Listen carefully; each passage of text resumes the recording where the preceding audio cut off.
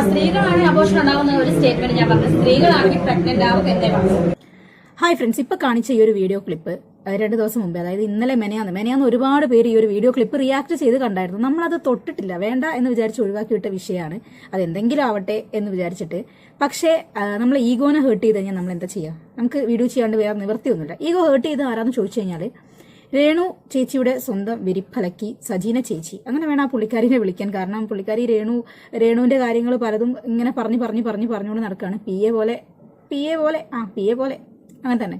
ഈ രേണുവിന്റെ വിരിപ്പലക്കി എന്നുള്ള പ്രയോഗം ഉപയോഗിക്കാനുള്ള കാരണം എന്താണെന്ന് ചോദിച്ചു കഴിഞ്ഞാൽ, രേണുവിനെതിരെ ആരെങ്കിലും റിയാക്ഷൻ വീഡിയോസോ രേണുവിനെതിരെ ഏതെങ്കിലും അലിഗേഷൻസോ ഉണ്ടെങ്കിൽ അതിന് മറുപടി കൊടുക്കുന്നത് പുള്ളിക്കാരിയായിരിക്കും, പുള്ളിക്കാരിന്റെ ചാനലിലൂടെ ആയിരിക്കും. പിന്നെ വഴിയെ പോകുന്ന എല്ലാ വള്ളിയും പിടിച്ചിട്ട് അത് രേണുവിന്റെ കൈ കൊണ്ട് കൊടുക്കും. രേണു അതിനുള്ള മറുപടി പുള്ളിക്കാരിന്റെ കൈ കൊടുക്കും. പുള്ളിക്കാരി അത് പുള്ളിക്കാരന്റെ യൂട്യൂബ് ചാനൽ വഴി പബ്ലിഷ് ചെയ്യും.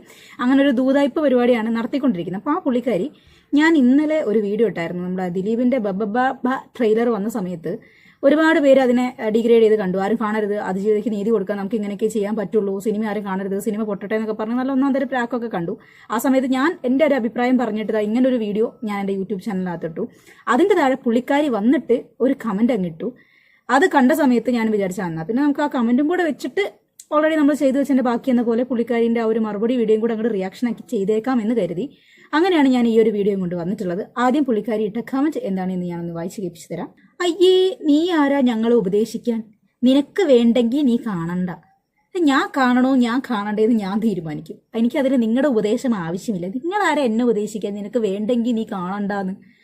എനിക്കറിയാത്തോണ്ട് ചോദിച്ചാ, എന്നോട് ചോദിച്ചു നീ ആരാ ഞങ്ങളെ ഉപദേശിക്കാൻ? എന്നിട്ട് ആ പുള്ളിക്കാരി എന്നോട് പറയാം നിനക്ക് വേണ്ടെങ്കിൽ നീ കാണണ്ട. ചേടാ, ഞാൻ കാണില്ല എന്ന് പറഞ്ഞില്ല, കാണുന്നും പറഞ്ഞിട്ടില്ല ആ ഒരു വീഡിയോയ്ക്കകത്ത്. അത് കാണേണ്ട ആൾക്കാരൊന്ന് കയറി കണ്ടു നോക്കുക, അപ്പോഴേ അറിയത്തുള്ളൂ എന്താണ് ആ വീഡിയോന്റെ സാരാംശം എന്നുള്ളത്. ഇനി പിന്നെ രേണുവിനെതിരെ നീ ഒരു വീഡിയോ ഇട്ടില്ലേ?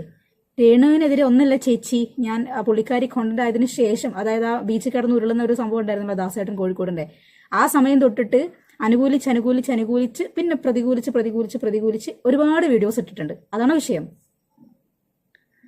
അതിന്റെ തംബ്നൈൽ ഓക്കെ തംബ്നൈൽ എന്നാണ് ചേച്ചി ഉപദേശിച്ചത്. ചേച്ചി അത് തംബ്നൈലല്ല, തംബ്നൈൽ. ഓക്കെ, അതിലെ തംബ്നൈലിൽ ഒരു ഫോട്ടോയിൽ നീ ഒരു വട്ടം വരച്ചിട്ടുണ്ടല്ലോ. ഉണ്ട്, തംബ്നൈലിനകത്ത് വട്ടം വരച്ചാണോ ചേച്ചിന്റെ പ്രശ്നം? ഞാൻ ചിലപ്പോൾ എന്റെ തംബ്നൈലിനകത്ത് വട്ടം വരയ്ക്കും, ചതുരം വരയ്ക്കും, ത്രികോണം വരയ്ക്കും, ചിലപ്പോൾ കുത്തിടും, കോമിടും. അതിന് ചേച്ചിക്ക് എന്താ പ്രശ്നം? ചേച്ചിക്ക് എന്താണ് പ്രശ്നം? എന്റെ ഫോൺ, എന്റെ ടൈം, എന്റെ തംബ്നൈൽ, നിങ്ങൾക്ക് എന്താണ് പ്രശ്നം? അത് ആരാ? നിന്റെ ഫാദർ ആണോ? ഷടാ, ഇങ്ങനെയൊക്കെ ചോദിച്ചപ്പോൾ ഞാൻ എന്താ പറയുന്നത് ചേച്ചി അത് എന്റെ ഫാദർ ആണോ എന്ന് അറിയാൻ വേണ്ടിയിട്ട് നിങ്ങൾ വീഡിയോ ഇട്ട സമയത്ത് എനിക്ക് തോന്നുന്നു എൻ്റെ ഫാദറും ഞങ്ങളും ഒരുമിച്ചിട്ട് കോഴിക്കോട് ബീച്ചിൽ കപ്പലണ്ടി കഴിച്ചുകൊണ്ടിരിക്കുകയായിരുന്നു. ആ സമയത്ത് എൻ്റെ ഫാദർ എൻ്റെ കൂടെ ഉണ്ടായിരുന്നു. ഒരുപക്ഷെ എൻ്റെ ഫാദറിനെ പോലെ കാണാൻ സാധ്യതയുള്ള ആരെങ്കിലും അന്ന് നിങ്ങളുടെ വീട്ടിൽ പ്രവേശിച്ച് കാണും. നിങ്ങൾ അയാളെ കണ്ടിട്ടില്ലെങ്കിൽ നിങ്ങൾ എന്ത് ചെയ്യണം? ആ ഒരു വീഡിയോയും പൊക്കി പിടിച്ച് നിങ്ങളുടെ അമ്മേനെ കൊണ്ടേ കാണിച്ച് ഇതാരാണ്, ഈ കുട്ടിയുടെ അച്ഛനാണോ, ഈ കുട്ടിയുടെ അച്ഛനെ നിങ്ങൾക്ക് അറിയുമോ എന്ന് സ്വന്തം അമ്മയോട് ചോദിക്കുക. അതിന് മറുപടി കിട്ടിയിട്ടില്ല എന്നുണ്ടെങ്കിൽ നിങ്ങൾ വല്ല പോലീസ് സ്റ്റേഷനിൽ പോയിട്ട് ഞങ്ങളുടെ വീഡിയോയുടെ പുറകിൽ ഒരാളിരിപ്പുണ്ട്, ഇയാളാരെന്ന് എനിക്കറിയത്തില്ല, ഒന്ന് കണ്ടുപിടിച്ച് തരണം എന്ന് വല്ല കംപ്ലൈന്റും കൊടുക്കുക. അല്ലാണ്ട് അതാരാ എൻ്റെ അച്ഛനാണോ എന്ന് ചോദിച്ചാൽ എൻ്റെ അച്ഛനെ നിങ്ങൾ കണ്ടിട്ടുണ്ടോ? ആ വീഡിയോയിൽ കാണുന്ന അയാളുമായിട്ട് യാതൊരുവിധ ബന്ധവുമില്ല എൻ്റെ അച്ഛൻ്റെ മോന്തയ്ക്ക്. നിങ്ങൾ എൻ്റെ അച്ഛനെ കാണാത്തതുകൊണ്ടാണ്. നിങ്ങൾ അമ്മേനോട് ചോദിക്കൂ ചേച്ചി, അമ്മയ്ക്ക് അറിയായിരിക്കും. അല്ല, എന്താണ് ആ വട്ടം കൊണ്ട് നീ ഉദ്ദേശിച്ചത്? ഏടിയോ? ഈ ADBC എന്നൊക്കെ ഹിസ്റ്ററി ടെക്സ്റ്റ് ബുക്കിൽ കണ്ടിട്ടുള്ളൂ ചേച്ചി. ഇപ്പൊ പിന്നെ അതിന് ശേഷം നിങ്ങളുടെ കമന്റിലാണ് ഞാൻ AD കാണുന്നത്. ഞാൻ അതുകൊണ്ട് എന്താണ് ഉദ്ദേശിച്ചതെന്ന് ചോദിച്ചു കഴിഞ്ഞാൽ, ഞാൻ ആദ്യം തംബ്നൈൽ ഒന്ന് നോക്കട്ടെ. ഇതാണ് ഞാനിട്ട ഒരു തംബ്നൈൽ. ഇതിനകത്ത് ഈ ഒരു വട്ടം വന്നത് എങ്ങനെയെന്ന് ചോദിച്ചു കഴിഞ്ഞാൽ, ഒരു പക്ഷേ ഞാൻ വട്ടം വെച്ചത് അങ്ങോട്ടോ ഇങ്ങോട്ടോ, ഒരു പക്ഷേ രേണുവിന്റെ മുഖത്തോ അല്ലെങ്കിൽ നിങ്ങളുടെ മുഖത്തോ വെച്ച വട്ടം അങ്ങോട്ടോ ഇങ്ങോട്ടോ മാറി അവിടെ വന്നതായിരിക്കാം. Maybe that's a mistake. അതിനുശേഷം ഈ തംബ്നൈലിൽ വട്ടമുണ്ടോ ത്രികോണമുണ്ടോ ചതുരമുണ്ടോ എന്ന് 24 മണിക്കൂറും രേണുവിന്റെ തംബ്നൈൽ നോക്കിയിട്ട് ഇരിക്കലല്ല എന്റെ പണി. മനസ്സിലായോ? ഇനിയിപ്പോൾ ഞാൻ തംബ്നൈലിനകത്ത് അങ്ങനെ ഒരു വട്ടം വരച്ചാൽ നിങ്ങൾക്ക് അത്ര പ്രശ്നമാണ്, നിങ്ങളുകൊണ്ട് കേസ് കൊടുക്കുക. ബാക്കി ഞാൻ പോലീസ് സ്റ്റേഷനിലോ കോടതിയിലോ എവിടെയാ വന്ന് പറഞ്ഞോളാം.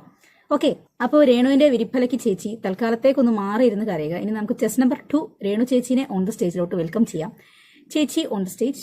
സ്ത്രീകളാണ് അബോർഷൻ ഉണ്ടാവുന്ന ഒരു സ്റ്റേറ്റ്മെന്റ് ഞാൻ പറഞ്ഞു. അതെ, ആരുടെ ഈ അപവാദങ്ങളെല്ലാം പറഞ്ഞ് പടച്ചു വിടുന്നത്? സ്ത്രീകളാണെങ്കിൽ അബോർഷൻ ചെയ്യുമെന്ന് ചേച്ചി ആരോടും പറഞ്ഞിട്ടില്ല, എവിടെയും പറഞ്ഞിട്ടില്ല. സംഭവം ശരി തന്നെയാണ്.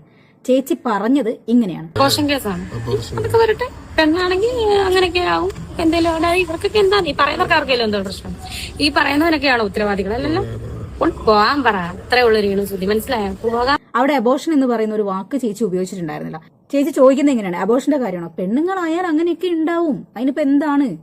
അവന്മാരുടെ ആരുടെ അല്ലല്ലോ എന്നാണ് ചേച്ചിയുടെ ക്വസ്റ്റ്യൻ. ചേച്ചി ചോദിച്ചത് അങ്ങനെയാണ്. അപ്പൊ നിങ്ങൾ ഇത് വളച്ചൊടിച്ചിട്ട് അബോർഷൻ ചെയ്യും അങ്ങനെയൊന്നും പറയാൻ പാടില്ല, അങ്ങനെയൊന്നും പറയാൻ പാടില്ല. ഓക്കെ, സ്ത്രീകളാണെങ്കിൽ പ്രഗ്നന്റ് ആവും എന്നേ പറഞ്ഞു. അത് നോണ. സ്ത്രീകളാണെങ്കിൽ പ്രഗ്നന്റ് ആവും എന്നും ചേച്ചി പറഞ്ഞിട്ടില്ല. ഒന്നും കൂടെ കേട്ടോളൂ. അബോർഷൻ കേസാണ്, അതൊക്കെ വരട്ടെ. പെണ്ണാണെങ്കിൽ അങ്ങനെയൊക്കെ ആവും, എന്തെങ്കിലും ഉണ്ടായി. ഇവർക്കൊക്കെ എന്താ ഈ പറയുന്നവർക്ക് ആർക്കെങ്കിലും എന്തോ പ്രശ്നം? ഈ പറയുന്നവനൊക്കെയാണോ ഉത്തരവാദികൾ? അപ്പം അബോർഷൻ ആകുമെന്നും പറഞ്ഞിട്ടില്ല, പ്രഗ്നന്റ് ആവുമെന്നും പറഞ്ഞിട്ടില്ല. രണ്ടിന്റെ ഇടയിൽ എവിടെയോ ഒന്ന് പറഞ്ഞു നിർത്തിയിട്ടുണ്ട്. ഓക്കെ, അപ്പൊ വീണ്ടും നോണ പറയാൻ പാടില്ല. അബോർഷൻ ആക്കുന്ന അത് ഞാൻ കൃത്യം എടുത്ത് പറയാം. അതിന്റെ രീതിയിൽ പറഞ്ഞിട്ട് ഞാൻ എന്ത് പറഞ്ഞാലും ആ രീതിയിലാണ് എടുത്തത്. സ്ത്രീകളാണെങ്കിൽ അബോർഷൻ ആക്കുന്ന ഒരു സ്റ്റേറ്റ്മെന്റ് ഞാൻ പറഞ്ഞിട്ടില്ല. സ്ത്രീകളാണോ ഒരു പെണ്ണാണ് അമ്മയാവും അല്ലേ, പ്രഗ്നന്റ് ആവും അമ്മയാവും. ഇത്ര വലിയ സംഭവം ഒന്നും അല്ലെന്ന് ഞാൻ. അതെ, സ്ത്രീകളാകുമ്പോൾ പ്രഗ്നന്റ് ആവും, അമ്മയാവുമ്പോൾ കുട്ടികളുണ്ടാവും, കുട്ടികളുണ്ടാകുമ്പോൾ കളിക്കും, കുട്ടികൾ വളരും. അങ്ങനെ ആ ഒരു കഥ അങ്ങനെ തുടർന്നു കൊണ്ടേ പോകും. അപ്പൊ ചേച്ചി പറയുന്നത് ചേച്ചി അങ്ങനെ ഒരു കാര്യം പറഞ്ഞിട്ടില്ല എന്നാണ്. പക്ഷെ ഭൂരിഭാഗം സ്ഥലങ്ങളിലും ഇത്തരത്തിലുള്ള ട്രോളുകൾ പരക്കുന്നുണ്ട്. ഒന്ന് കണ്ടോളൂ കേട്ടോ. അബോർഷൻ കേസാണ്, അതൊക്കെ വരട്ടെ. പെണ്ണാണെങ്കിൽ അങ്ങനെയൊക്കെ ആവും, എന്തെങ്കിലും ഉണ്ടായി. ഇവർക്കൊക്കെ എന്താ ഈ പറയുന്നവർക്ക് ആർക്കെങ്കിലും എന്തോ പ്രശ്നം? ഈ പറയുന്നവനൊക്കെയാണോ ഉത്തരവാദികൾ? അല്ലല്ലോ, പോകാൻ പറ. അത്രേ ഉള്ളു രേണു സുധി, മനസ്സിലായോ? പോകാൻ പറ. നീ അങ്ങനെയല്ലല്ലോ നേരത്തെ പറഞ്ഞത്. സ്ത്രീകളാണ് അബോർഷൻ ഉണ്ടാവുന്ന ഒരു സ്റ്റേറ്റ്മെന്റ് ഞാൻ പറഞ്ഞത്. സ്ത്രീകളാണെങ്കിൽ പ്രഗ്നന്റ് ആവും എന്നേ പറഞ്ഞു. അതായത് അബോർഷൻ ആക്കുന്ന അത് ഞാൻ കൃത്യം എടുത്ത് പറയാം. അതിന്റെ രീതിയിൽ പറഞ്ഞിട്ട് ഞാൻ എന്ത് പറഞ്ഞാലും ആ രീതിയിലാണ് എടുത്തത്. സ്ത്രീകളാണെങ്കിൽ അബോർഷൻ ആക്കുന്ന ഒരു സ്റ്റേറ്റ്മെന്റ് ഞാൻ പറഞ്ഞിട്ടില്ല. സ്ത്രീകളാണോ ഒരു പെണ്ണാണ് അമ്മയാവും അല്ലേ, പ്രഗ്നന്റ് വളച്ചൊടിച്ചിട്ട് അവർ അവരുടെ റീച്ച് കൂട്ടട്ടെ. എനിക്കെന്താ, എന്നെ സംബന്ധിച്ചതൊന്നും ഇതല്ല, ഇതിന്റെ അപ്പുറം ചാടിക്കടമകളാണ് അതുകൊണ്ട് ഇതല്ല, ഇതൊക്കെ മേലെ തലേ വന്ന് വീണാൽ പോലും ഞാൻ ഇങ്ങനെ നിൽക്കുന്നു. അതെ, ഇതിലും വലുത് ചാടി കടന്ന ആളാണ് ഈ കെ ജോസഫ് എന്ന് പറയുന്നത് പോലെ. ഇപ്പൊ എനിക്ക് വേടന്റെ ഒരു പാട്ടാണ് ഓർമ്മ വരുന്നത്. ഏതോ ഒരു പാട്ടിലൊരു ലൈൻ ഉണ്ടായിരുന്നല്ലോ, കാണ്ടാമൃഗത്തിന്റെ തോലിട, അങ്ങനെ ഒരു സംഭവം ഉണ്ടല്ലോ. ആ ഒരു സംഭവമായിട്ട് കണക്ട് ചെയ്യാൻ പറ്റുന്ന ഒരു ഡയലോഗ് ആയിരുന്നു അത്. Well done. എന്താണെങ്കിലും ഈ ഒരു വീഡിയോക്കകത്തുനിന്നൊക്കെ ഞാൻ മനസ്സിലാക്കുന്നത് ചേച്ചിക്ക് നല്ല മറവിക്കുറവുണ്ട്. അൽഷിമേഴ്സിന്റെ തുടക്കമാണോ എന്ന് ചോദിച്ചു കഴിഞ്ഞാൽ ഡോക്ടറെ കാണിക്കേണ്ടി വരും. പറയുന്ന കാര്യങ്ങൾ പലപ്പോഴും മറന്നു പോകുന്നുണ്ട്. അത് നമ്മൾ പണ്ടേ അറിയുന്ന കാര്യമാണ്. ഞാൻ അങ്ങനെ പറഞ്ഞിട്ടില്ല എന്ന് വേഗം പറയും. പക്ഷെ പഴയ വീഡിയോകൾ പരിശോധിക്കുന്ന സമയത്ത് പറഞ്ഞിട്ടില്ല എന്ന് പറഞ്ഞ കാര്യം ചേച്ചി പറഞ്ഞിട്ടുണ്ടാവും. അപ്പം ചേച്ചിക്ക് ഏതോ തരത്തിലുള്ള മറവി അസുഖങ്ങളുണ്ട്. ട്രീറ്റ്മെന്റ് എടുക്കുന്നത് എന്തുകൊണ്ടും നല്ലതായിരിക്കും ഫോർ യുവർ കരിയർ. പിന്നെ ഇത്തരത്തിലുള്ള ഇഷ്യൂസ് വലിച്ചിടുന്നതിൽ ചേച്ചിയുടെ നാക്കൊരു പ്രധാന പങ്ക് വഹിക്കുന്നുണ്ട്. ഒരുപക്ഷെ മീഡിയനെ ഒഴിവാക്കാൻ പറ്റുന്ന പല സാഹചര്യങ്ങളിലും അങ്ങനെ ഒഴിവാക്കാതെ അവർ ചോദിക്കുന്ന എല്ലാ കാര്യങ്ങൾക്കും മറുപടി കൊടുത്തിട്ടാണ് ഇങ്ങനെ എയർ കയറുന്നത്. മാക്സിമം അങ്ങനെയുള്ള ആളുകളെ അവോയ്ഡ് ചെയ്താൽ തന്നെ ഇത്തരത്തിലുള്ള കാര്യങ്ങൾ ഇതാക്കാൻ പറ്റും. ഇതും ഒരു ഉപദേശമാണ്. ഇനിയിപ്പോൾ ഈ വീഡിയോ കാണുന്ന സമയത്ത് മറ്റേ പുള്ളിക്കാരി വിൽപ്പലയ്ക്ക് വരും.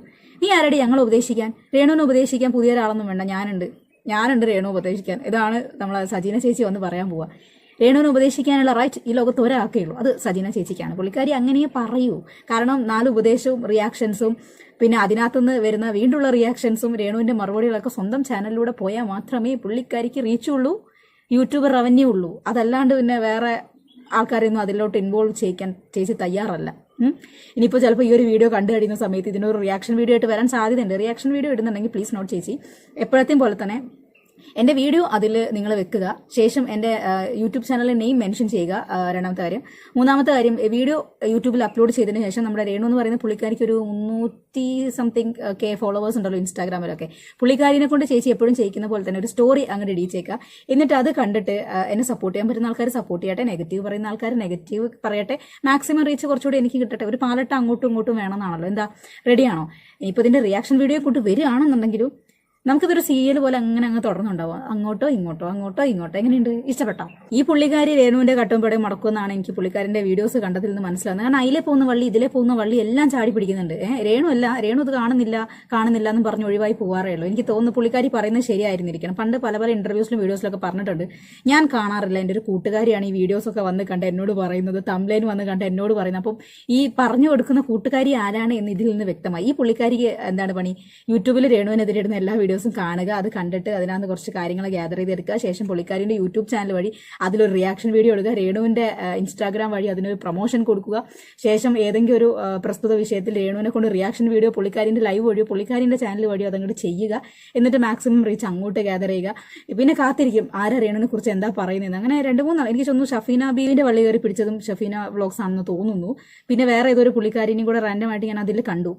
അപ്പം ഇവരെല്ലാവരെയും പോയിട്ട് രേണുവിനെ കുറിച്ച് വീഡിയോ ചെയ്യുന്ന ആൾക്കാരൊക്കെ പോയി ചൊറിയുക, എന്നിട്ട് തിരിച്ചെന്തെങ്കിലും വാങ്ങുക, എന്നിട്ട് അതിനുള്ള മറുപടി രേണുവിനെ കൊണ്ട് പറയിപ്പിക്കുക. ഇതൊരു എന്താണ് ലൂപ്പ് പോലെ ഇങ്ങനെ കറങ്ങിക്കൊണ്ടിരിക്കുകയാണ്. അങ്ങനെ കറങ്ങിയാലേ ചേച്ചിക്ക് കാര്യമുള്ളൂ എന്ന് എനിക്ക് മനസ്സിലായി. ചേച്ചിന്റെ യൂട്യൂബ് ചാനലിനകത്ത് മെജോറിറ്റി ഓഫ് വീഡിയോസും രേണുവിന്റെ തന്നെയാണ്. അപ്പം ചേച്ചിക്ക് അതൊക്കെ പോയാലേ കണ്ടന്റ് ഉള്ളൂ എന്ന് മനസ്സിലായി. അതിന് ഞാൻ നെഗറ്റീവ് ഒന്നും പറയുന്നില്ല, ചേച്ചീന്റെ ഇഷ്ടം. ഇപ്പൊ ഇത് വെച്ചിട്ട് റിയാക്ഷൻ വീഡിയോ ചെയ്യുകയാണെങ്കിൽ ഞാൻ പറഞ്ഞ പോലെ ചെയ്താൽ മതി. ഒരു പാലട്ട അങ്ങോട്ടും വേണം ഇങ്ങോട്ടും വേണം, അത് മറക്കണ്ട കേട്ടോ. അപ്പൊ ഇന്നത്തെ വീഡിയോ ഇത്രയേ ഉള്ളൂ.